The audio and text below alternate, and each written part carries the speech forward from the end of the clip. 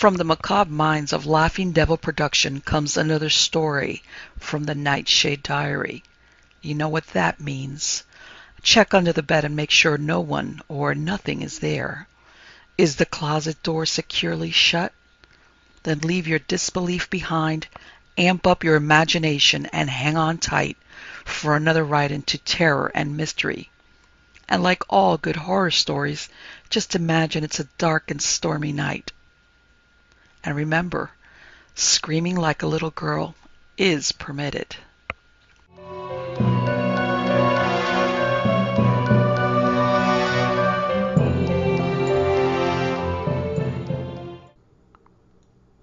Alannah by August W. Derleth. I was never one to be hasty in my judgment of others, but I do think that Mrs. Stewart might have paid a little more attention to Maurice.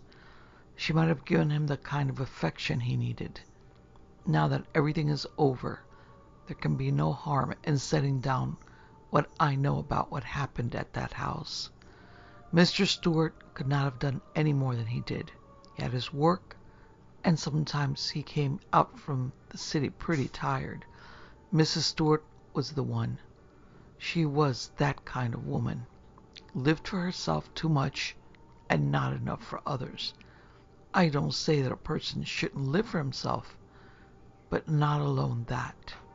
My grandmother used to say that it is much better and richer to love than to be loved. I thought of that often about Mrs. Stewart. I always felt that she never knew what it was to love. Yet, I wouldn't want to say that she didn't love her son. Nobody knows what love is, and love is a great many things to different people. Sometimes love is the most enriching thing in the world, and sometimes it is not. Sometimes it is good and wholesome, and sometimes it is possessive and destructive and evil. Sometimes it is strong enough to live after death, and if love lives after it, then surely hunger and terror and all the emotions of man made strong enough and great enough live afterward too. The Stewarts had taken the house in the Vermont hills when I joined them. That is, they had moved in for that summer, and they had been there for almost a month when I answered their advertisement for a governess. A great many women simply did not want to take positions so far from the city, which meant really that they wanted to be in the city, because the Stewart house was only about 12 miles from the nearest city where Mr. Stewart had his law offices, and from which he came home almost every night to work over his briefs. Mrs. Stewart was not the type of woman I would have thought satisfied with such a place. She was one of those women who, because they think always of themselves, are apt to get very lonely if there is not someone before whom they can perform all their little vanities. I know it sounds as if I were prejudiced against Mrs. Stewart, but I do not think I was. It's only that if she had been a different kind of person, I don't think anything would have happened. At least, things would not have happened as they did there. I ought to say that the very first time I saw the house, I had a feeling that there was something wrong about it. I know people will say, "Isn't that just like a woman?" But it is true, just the same. After I got to know Mrs. Stewart, I just naturally thought that she was what was wrong about the house. That was a mistake. I know now. Sometimes I wonder if the house was not responsible for some of the things Mrs. Stewart did, or rather didn't do. I really don't have any prejudice against her, poor woman. She is what she is, just as I am what I am, and Mr. Stewart is what he is. And Maurice? The house was really a beautiful house. It was old, a low 2-story stone house with a charming roof on which the moss grew green. The stone was yellow, but wet, actually wet outside. That I thought was due to the brook that flowed past outside, for there was a brook, a real Vermont brook, and if you've ever seen those crystal streams with their blue-green water. You will know what I mean. The brook came flowing down from the hills, and right in the center of the grounds around the house, through a little offside beyond the north end, and so behind the house, its former owner had built a deep pool with a fine brick and stone rim, curving in an arc toward the brook from both banks. The brook flowed in one end and out the other, and there were trees all along the brook, so that the pool was always shadowed and dark, and one would have thought that there would be fish in plenty there, but strangely enough, there were fish above the pool in the brook, lying under the grassy banks, and there were fish below, but there was not a fish or a frog or even a water spider in the pool, though lilies grew there, and their green leaves and yellow flowers made the water seem all the blacker, and there was a curious illusion of bottomlessness about it when you looked into the water. They told me, that is Mr. Stewart who interviewed me, that Maurice was a problem child, and I came prepared to deal with something like a thoroughly spoiled youngster. Maurice was then 5, or a little older, and he was a singularly beautiful child, with his grave blue eyes, which could sometimes be as merry as the blue water of the brook, racing over the sunlit sand and the rocks in its course, and curly blonde hair, and a sensitive, full-lipped mouth. His skin was fair with a good color, and he had an innate understanding of neatness. All that first day I kept waiting for him to explode into mischief, but it did nothing of the sort. He was quiet, a little shy. He looked into books. He was precocious for his age, they told me, and he behaved very well. I thought it would come the next day, but it did not. And finally, somewhat mystified, I went to Mrs. Stewart and asked her bluntly in what way Maurice was a problem child. Mrs. Stewart was a dark-eyed, thin-faced woman.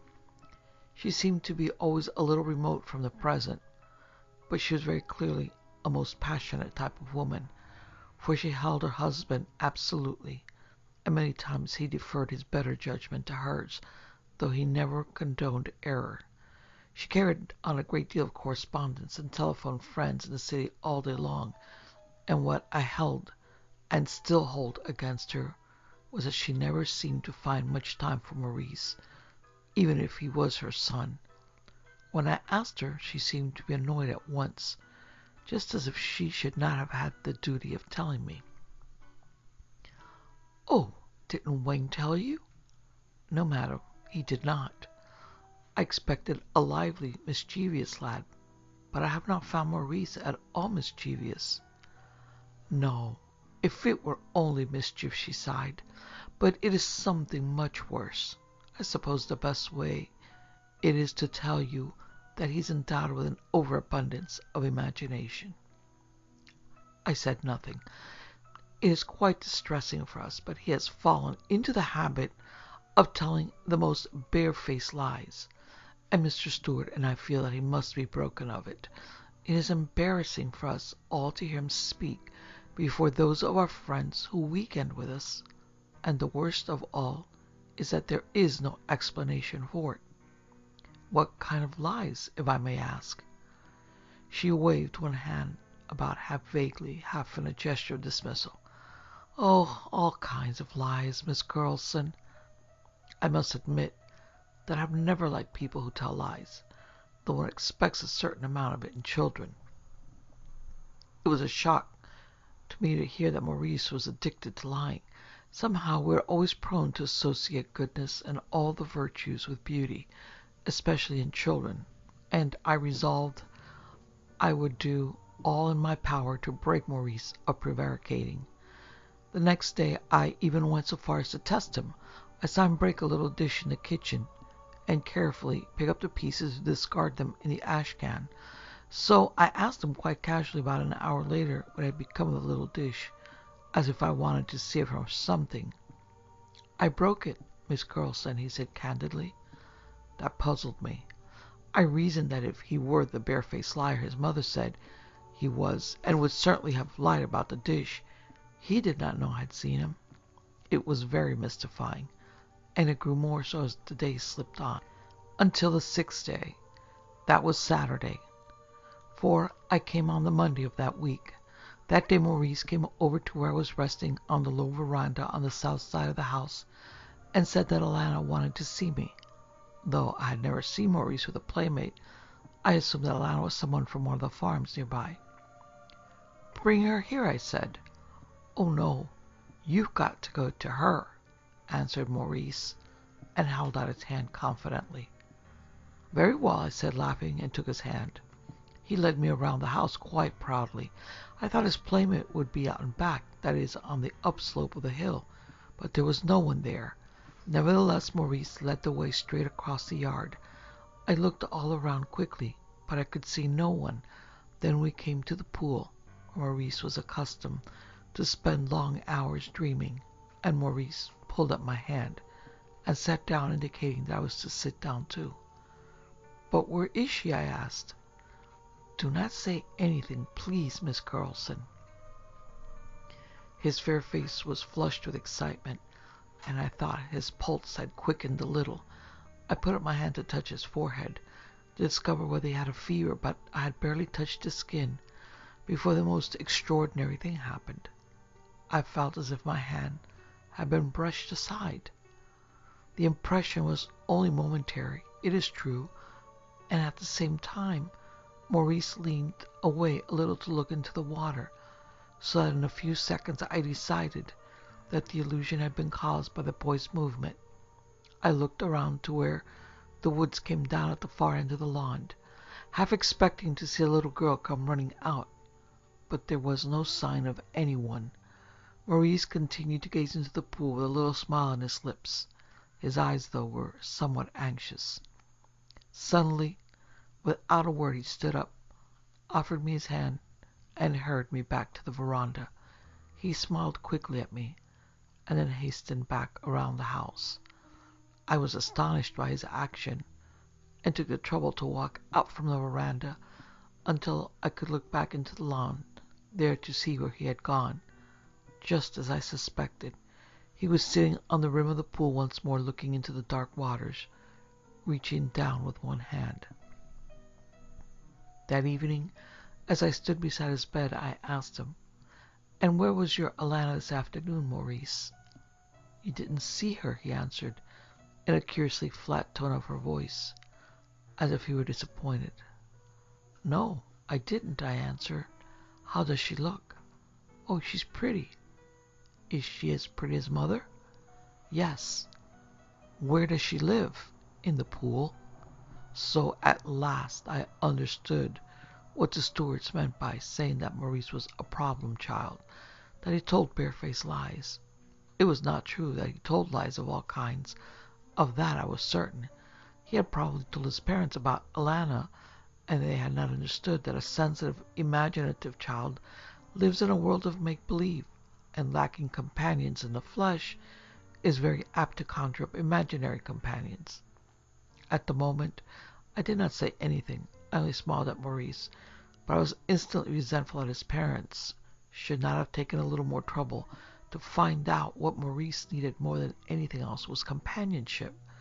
There was no one, only his mother, the cook, an old gardener who came over from a nearby farm, and myself, with his father in the evenings, all far older than the boy.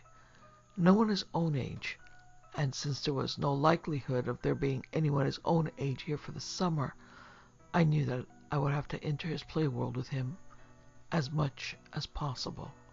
I went right down to where Mr. and Mrs. Stewart sat in a screened-off porch on the west side of the living room, and asked them whether the boy's imagination was the thing that had caused them to think of him as a problem child.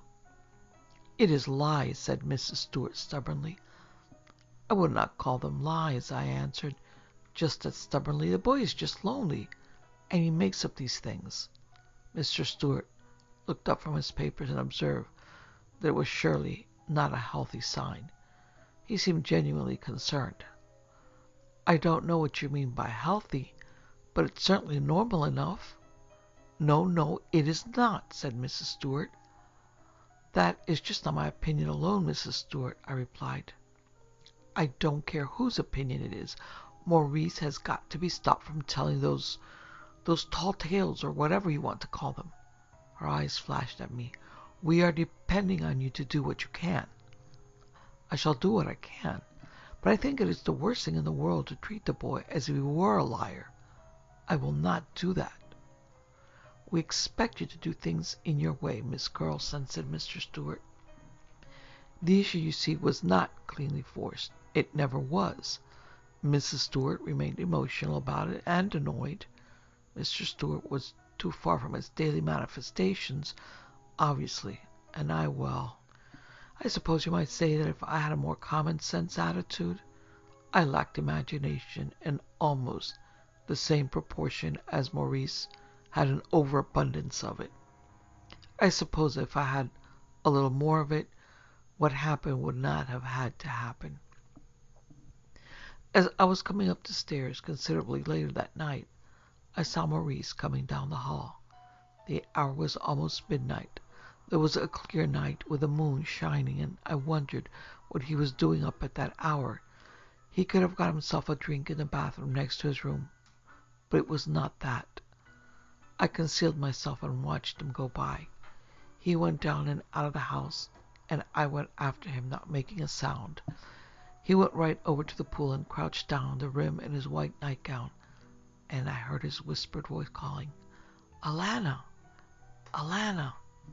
in hushed tones, and then suddenly a little rippling came on the water, a vapor that was not there before.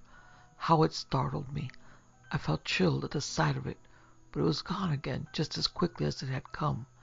There was nothing there, and I began to think my eyes had played a trick on me when Maurice came along with his hand held out and up, just as if he were holding someone's hand, the hand of an older person, and he kept looking up from time to time, as if he were listening to someone walking at his side. I cannot describe my feelings as I saw that. It was uncanny. I saw him quite clearly in the moonlight, but there was absolutely nothing else moving across the lawn, only that curly-headed lad in his white nightgown. But when he went past me, where I stood in the shadow of an old tree near the house, I felt his passage as if a cold wind had brushed me, and once again that feeling of unutterable chill and something of terrible emotional intensity rose up and seemed to cling to me, like something alive, so that I was frightened, almost terrified, by something I could not see or hear, something less tangible than the wind. That feeling lingered until after Maurice had gone into the house, and it was some moments before I could bring myself to follow him. I went straight to the stairs. He had to go upstairs to his bed, and the moment I put my hand on the stair rail, I withdrew it as if I had touched ice. I might as well have done so, for the rail was wet and cold. Oh, how cold! And the moment I touched it, I felt the most awful loneliness I ever knew. I felt the most dreadful solitude, as if I were isolated in a place far, far from any human touch or voice, and I felt invaded by the most tearing longing, the most moving desire for someone to hold close to me, someone to possess, to love. It was awful. I wrenched my hand away and fell back against the wall, shaking and trembling. I put on the light, and though I could not touch the stair rail again, I saw the wet gleaming on it all the way up, and I followed it. I saw the wet along the hall and the wall, and I saw it on the knob of the door to Maurice's room. I did not want to touch it again, but I had to know that he was all right, so I leaned forward, bracing myself, and quickly opened the door. The instant I touched the wetness, I felt it again. Oh, the most heart-rending despair, the most pitiful agony, the most utter desolation. Oh, the terrible wanting for someone near, someone to love and adore, someone to belong to and to belong to me. I clung to the door and looked in, but he was there, safe in bed, and I pulled the door shut and drew away from it, shuddering and gasping for such a tearing emotion I had never known, such a cold isolation of the spirit, such a dread and terror and emptiness. It was just as if all the sorrows and griefs of a lifetime had come to life anew and taken away all the memories of compensating pleasures, as if someone were forever doomed to live out his years, far from his kind. Oh, it is impossible to describe it. It was terrible. Whatever they may say of me, I am not a coward. I knew then that there was something horribly wrong about the house. Despite the crying out of every instinct against it, I forced myself to go back downstairs, back out across the lawn to the pool. I sat down on the rim and looked into the black water, where now the moonlight lay like silver, and I could see my face looking there up at me out of the dark moonlit water, spectrally. It was beautiful there, with the moonlight all around and the brook talking above and below the pool, and occasionally the sound of fish splashing. I sat there, looking into the pool for 5 minutes, 10 minutes. I do not know what I expected to see there. Certainly, it was not what I saw just as I got up to go.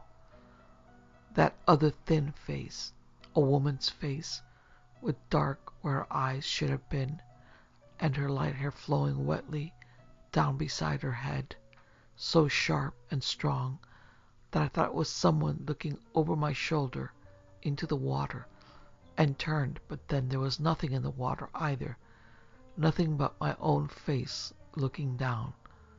But there was something inside me again. Once more, that terrible loneliness, that poignant longing, that incredible hurtful wanting, and agonized desolation, which shook me and tore me and set me staggering away from that pool and brought me to my knees in tears. That strong it was, that terrible and moving. I fled to the house, and was glad to be in my room, myself once more, save for the trembling and the pity I felt for whatever it was in such desperation out there. I think it was 2 days later that I found the letter. It was stuck in an old album, put into where photographs should have been, and left in a closet off my room. It was 10 years old, in a man's handwriting, and it was addressed to Miss Luella Withers. It was not a nice letter. Alannah. I've tried all week to talk myself into coming back and starting over, but it's no use. I'm too weak to do it. I never was much on the noble side of things anyway. So I've taken passage on a tramp steamer for Singapore and the Malay States, which makes it easy for you to get a divorce on grounds of desertion. I want you to have the house. It is really yours. You planned it and all. I am sorry there never was a youngster to share it with us for the little while we were there together. It was rotten luck, but it was our luck. Jack. I put it back where I found it and went down to talk to Mrs. Stewart. I asked her who had lived in this house before. A Mrs. Luella Withers, Miss Carlson. What kind of woman was she? She shrugged. I have no idea. She's dead, of course. The house belongs to some relatives, and we leased it through an agent. She knew nothing at all about Mrs. Withers. I was half of a mind to point out to her there was a curious coincidence to discover that Mr. Withers had called his wife by the same pet name that Maurice called his friend. I should not have asked Mrs. Stewart at all. She said she thought it was not proper to inquire into the habits and the life of the previous tenant of the house. I should have talked to someone else right away. As it was 3 days after that before I managed to take a few hours one afternoon, while Maurice was asleep, to walk down the country road and pay a visit to one of the neighbors. Mrs. Warren was a farmer's wife, well along in years, but still a big, strong woman. She was canning strawberries that day, and I sat in the kitchen with her, after telling her who I was. Like most country people, once they have no reason to be suspicious of you, she was very friendly, with an ease of manner that made it very pleasant to talk to her.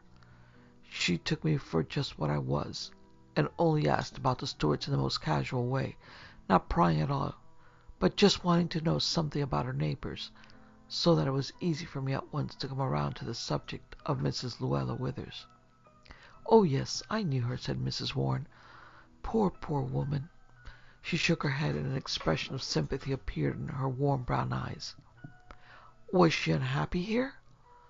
"Unhappy's not in it. She was terrible lonesome. I never saw a woman, nor a man either, that lonesome. She would set and eat her heart out. Her husband got lost on a steamer somewhere. Nobody knows what made him up and take that trip in the first place, and how he wanted a child. I don't know what it was, but I think she was the one couldn't have children. Anyway, if a body took a boy or a girl up along with her visiting there, she never wanted the child to leave. She used to try to keep him there or coax him back. Why, it was something awful the way she carried on. They said the lonesomeness just went to her head and made her thin and hungry looking, and I reckon in the end it would have killed her." "She's dead then?" "Oh, yes. Couldn't stand it any more. I guess he left her the house, but there wasn't much money. She tried to sell it, but she couldn't, and she couldn't go anywhere else. No money, you see. So one fine day she up and drowned herself." "In the pool?" I asked almost involuntarily. "Yes. They say it's deeper than a body thinks." It gave me a queer, helpless feeling to listen to Mrs. Warren tell about Mrs. Withers. "Tell me," I said at last, "did you ever hear her called Alannah?" "That was his name for her. I reckon it's a sweetening name. It's not a name that's in the books, but he would say it was the way a man would talk to a sweetheart, and she would smile and her eyes would shine. So I reckon that's what it was." After that, I felt that the best thing for Maurice would be to get him away from there. I thought it all over that night, and the next morning, before Mrs. Stuart left, I went downstairs and talked to them both at the breakfast table. Maurice was still asleep. I said that I had been thinking everything over, and I felt that Maurice was not lying at all, that his loneliness was responsible for his queer fancies. Perhaps I should have said that I was not sure they were fancies, but I knew that if I had, they would have discounted everything that I recommended, so I could not. I had to hold back part of the truth. They were somewhat put out, but I convinced them. Then I said, "If I make a further suggestion, I would most strongly recommend that Maurice be not told of your intention to leave until it is time to go, or else he may brood about it." "That is going too far," said Mrs. Stuart. "I will not have the boy growing up a mollycoddle. He will have to learn now that life never gives anybody his way all the time."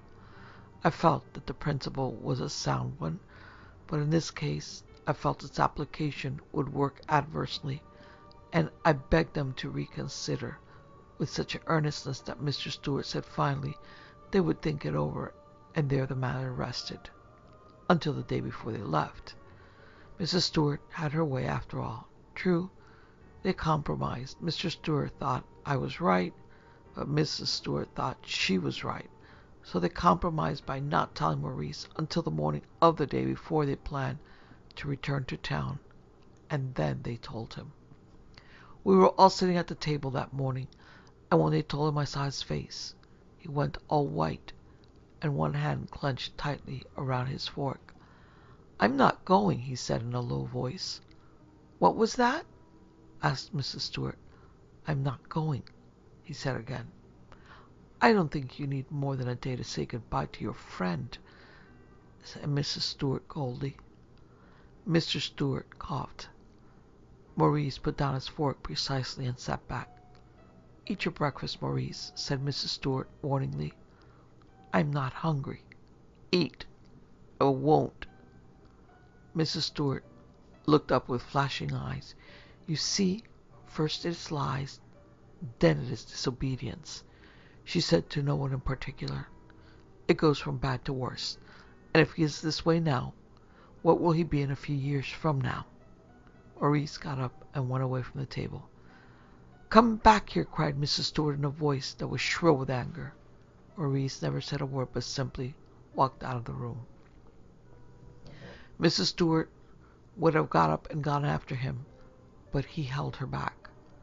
He said brusquely that telling Maurice had been a shock, and it was better to let it work itself out of him without any unnecessary pressure.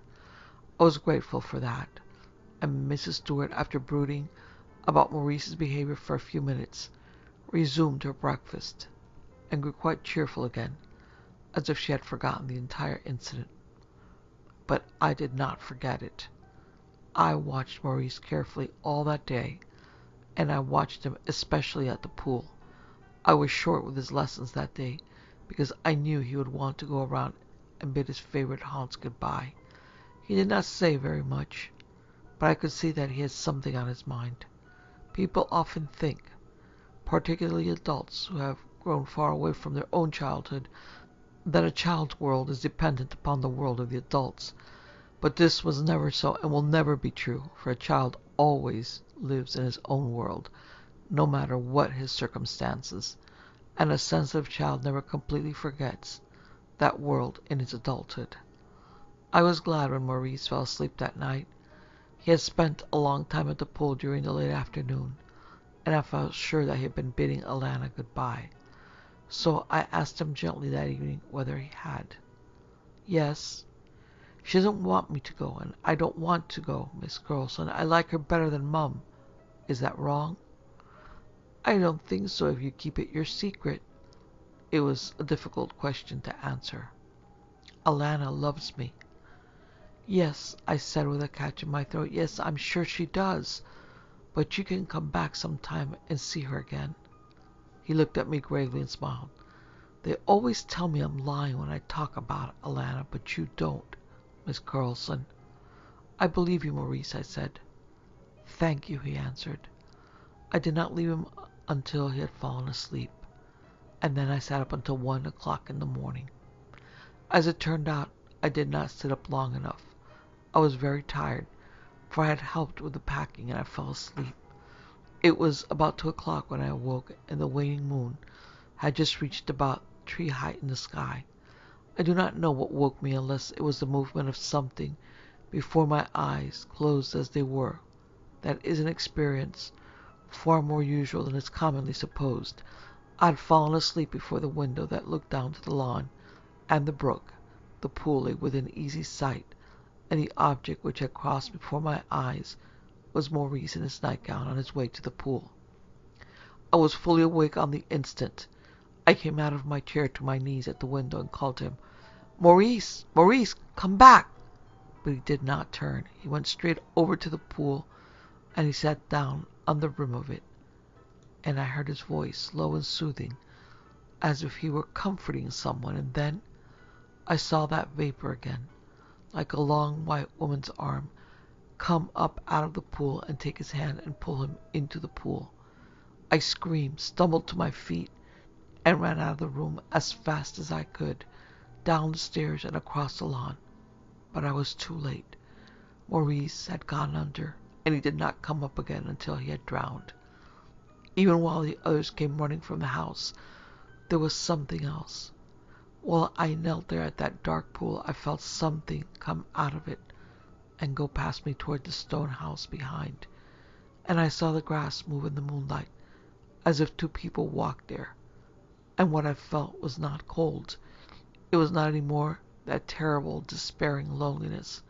No, it was warm and fulfilling, ineffably beautiful, as if the heart and soul of love itself had become briefly tangible there and touched me in passing by.